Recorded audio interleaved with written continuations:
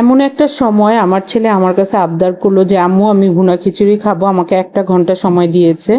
আর 1 ঘন্টার মধ্যে আমি মানে যেভাবে পারছি, কারণ আমার রান্না করার কথা ছিল অন্য কিছু।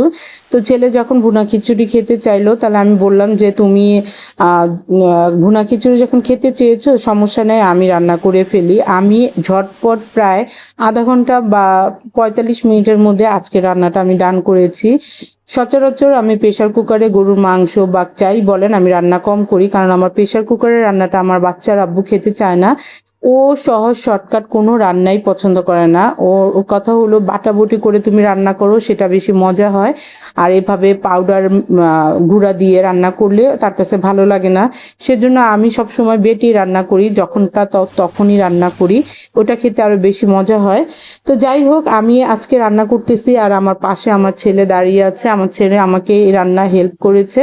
সেও ক্যামেরাটা ধরছে, আমার সাথে গল্প করছে, অনেকক্ষণ আমরা কথা বলেছি আর রান্না করেছি। কখন যে রান্নাটা শেষ হয়ে গেল আমিও নিজে বুঝতেই পারিনি। যাই হোক, বাচ্চারা দূরে থাকলে আসলে যখন আসে তখন মা বাবার সুখের সীমা থাকে না। এটা যাদের সন্তানরা একটু দূরে থাকেন তারা জানেন, নতুন করে এটা বলার কিছু নাই।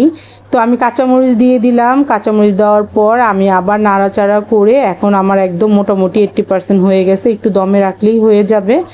তো রান্না করে ফেলেছি খুব ঝটপটি, কিন্তু খাবারটা যে এত মজা হবে এটা আমি বুঝতে পারিনি। অনেক মজা হয়েছিল, যে খেয়েছে সেই বলছে মজা হয়েছে।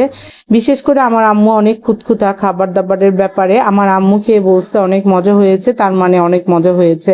তো যাই হোক, খিচুড়িটা রান্না করে ভালোবাসার মানুষের জন্য ছোট্ট ভালোবাসার উপহারটা আমি বক্সে দিয়ে দিলাম, যাতে আমার ছেলে রেখে খেতে পারে। সেজন্য বাসায় কাবাব বানানো ছিল, সেটাও আমি ভেজে দিয়ে দিয়েছি। কেমন হয়েছে আপুরা জানাবেন। আসসালামু আলাইকুম।